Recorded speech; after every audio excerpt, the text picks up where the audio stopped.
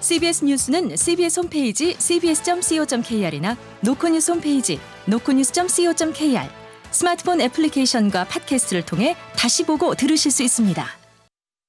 부산 소식입니다. 부산 지역의 지난해 11월 출생아 수가 전년 동기 대비 20% 가까이 급증하면서 14년 만에 가장 높은 증가율을 기록했습니다. 반면 사망자 수가 출생아 수를 넘는 인구 자연 감소는 12,000여 명에 달해 역대 최대치로 집계됐습니다. 김혜경 기자가 보도합니다. 통계청에 따르면 지난해 11월 부산에서는 신생아 1,118명이 태어났습니다. 이는 2023년 같은 달인 178명보다 18.9% 늘어난 것으로 14년 만에 최다 증가율을 보였습니다. 신생아 수는 지난 9월 이후 석 달 연속 전년 동월과 비교해 늘고 있습니다. 지난해 1월부터 11월까지 부산에서 태어난 아이는 12,000여 명으로 전년 같은 기간과 비교해 0.9% 늘었습니다.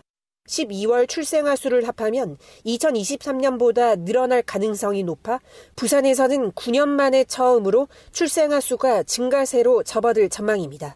통계청은 그동안 출생아 수가 급격히 감소해 기저효과가 나타났고 혼인도 늘었기 때문으로 분석했습니다. 같은 기간 부산의 혼인 건수는 1,299건으로 전년 같은 기간보다 9.4% 늘었습니다. 반면 인구 자연 감소는 역대 최대치를 기록했습니다.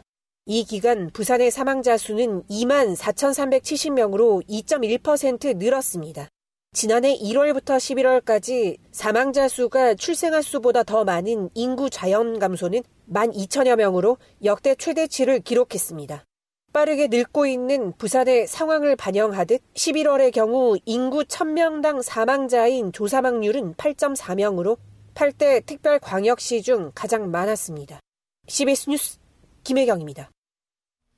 부산을 글로벌 창업도시로 조성하는 밑거름이 될 부산기술창업투자원이 출범했습니다. 지역 창업 생태계에 활력을 불어넣을 것으로 기대됩니다. 보도에 박중석 기자입니다. 창업도시 부산의 동력이 될 부산기술창업투자원이 진용을 갖췄습니다. 부산시는 오늘 오후 시청에서 부산기술창업투자원 창립이사회를 개최했습니다. 박형준 시장을 이사장으로 하는 이사회는 부산창투원의 초대 원장으로 서정군 전 한국성장금융전무이사를 임명했습니다. 서 초대 원장은 금융위원회와 한국정책금융공사, 한국산업은행 등 다양한 정책금융기관에서 근무한 금융전문가입니다. 이와 함께 부산창투원 이사에 고미자 전 부산시 청년산학국장 등 4명을, 감사에는 이정훈 변호사를 각각 임명했습니다. 부산창투원은 원장을 비롯해 35명의 상근 임직원으로 출범하는데 앞으로 55명까지 규모를 확대할 예정입니다. 조직 구성은 혁신창업팀과 성장기반팀, 펀드투자팀, 글로벌투자팀, 경영지원팀 등 5개 팀으로 구성됐습니다. 부산창투원은 창업지원 정책기획과 창업지원 사업 성과 분석, 펀드 운영과 투자 등 지역 창업 생태계 전반을 아우르는 역할을 맡게 됩니다. 시는 부산창투원이 지역 창업 생태계에 활력을 불어넣을 것으로 기대하고 있습니다. 박형준 부산시장입니다. 많은 스타트업들이 꼭 수도권에 있지 않더라도 이곳에서도 얼마든지 혁신 기업들을 할 수 있다는 그런 확신이 들도록 그렇게 좀 역할을 해주셨으면 좋겠습니다. 부산창투원은 다음 달 중 법인 설립을 완료하고 본격적인 업무에 들어갑니다. CBS 뉴스 박중석입니다. 올해 해운대 빛축제 업체 선정과 관련해 정량평가에서 최하점을 받은 업체가 최종 선정되면서 뒷말이 나옵니다. 앞서 5개 광고물 사업자 선정 과정에서도 비슷한 논란이 불거진 바 있어 해운대구의 사업관리 공정성에 의문이 제기됩니다. 김혜민 기자가 취재했습니다.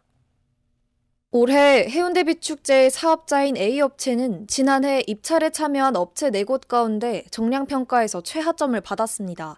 하지만 창의성과 디자인 등을 평가하는 정성평가에서 최고점을 받아 최종 사업자로 선정됐습니다. 일반적으로 정량평가는 사업 경력이나 경영 상태 등을 바탕으로 객관적인 점수를 주지만 정성평가는 상대적으로 심사위원들의 주관이 크게 개입될 수밖에 없는 항목입니다. 업체 선정을 두고 뒷말이 나오는 건 올해 빛축제가 17억 원의 막대한 예산을 투입하고도 부실 운영 논란에 휩싸였기 때문입니다. 점등일이 미뤄지고 점등 이후에도 일부 구간에서 보안 공사가 이어지는 등 행사장 일대에 어수선한 분위기가 계속됐습니다. 여기에 A업체가 다른 지역 행사에서도 부실 운영 논란을 겪은 사실이 뒤늦게 알려지며 논란이 더욱 확산하는 상황입니다. 심윤정 해운대구 의원입니다. 큰 사업을 쳐낼 만한 그런 능력이 안 되는 회사가 PPT만 잘해가지고 된 것 같아요. 대성시에 했다가 시장이 공식적으로 사과까지 했습니다. 해운대구는 지난해 5개 광고물 사업자 선정 과정에서도 같은 논란을 자초한 바 있습니다.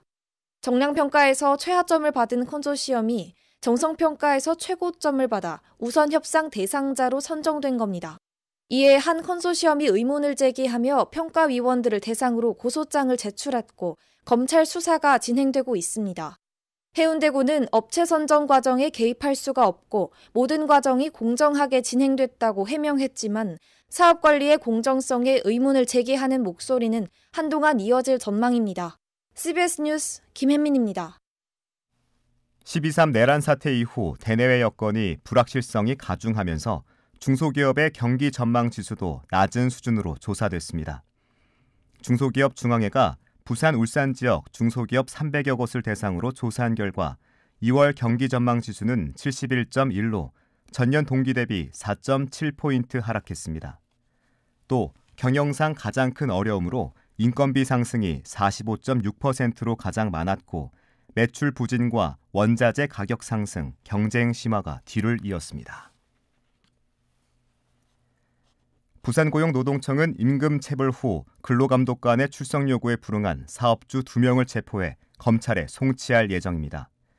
이번에 붙잡힌 두 사람은 부산에서 편의점과 건설업을 운영하며 각각 300만 원이 넘는 임금을 지급하지 않아 고소됐지만 근로감독관의 요구에도 여러 차례 출석하지 않았습니다. 법원이 발부한 체포영장을 집행해 두 사람을 붙잡은 노동청은 임금 미지급 사실을 자백받았고 조만간 이들은 검찰에 넘긴다는 계획입니다. 설 황금 연휴를 맞아 김해공항에서 국제선을 이용하는 승객이 출 도착편을 합쳐 모두 31만 명이 넘을 전망입니다. 한국공항공사 김해공항에 따르면 본격적인 설 연휴인 내일부터 다음 달 2일까지 김해공항에선 하루 평균 175편의 국제선 항공기가 운항되고 3만 명이 넘는 승객이 국제선을 이용할 예정입니다. 공항은 이 기간을 설 연휴 특별교통대책 기간으로 정하고 인력을 추가로 투입하는 등 특별교통대책반을 운영한다는 방침입니다. 제주항공 참사의 주요 원인으로 방위각 시설 콘크리트 둔덕이 지목되고 있는 가운데 김해공항에도 지면으로 돌출된 콘크리트 기초대가 있는 것으로 파악돼 국토교통부가 시설 개선에 나섰습니다. 끝으로 날씨입니다. 내일 부산은 구름 많은 가운데 아침 최저 기온은 4도, 낮 최고 기온은 13도로 큰 추위는 없겠습니다.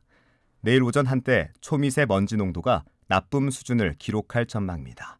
부산의 지금 기온 10.4도, 습도는 47%입니다. 부산 CBS 저녁 종합 뉴스를 마칩니다. 지금까지 진행해 엔지니어 김상길, 기자 김혜경, 아나운서 국제일이었습니다.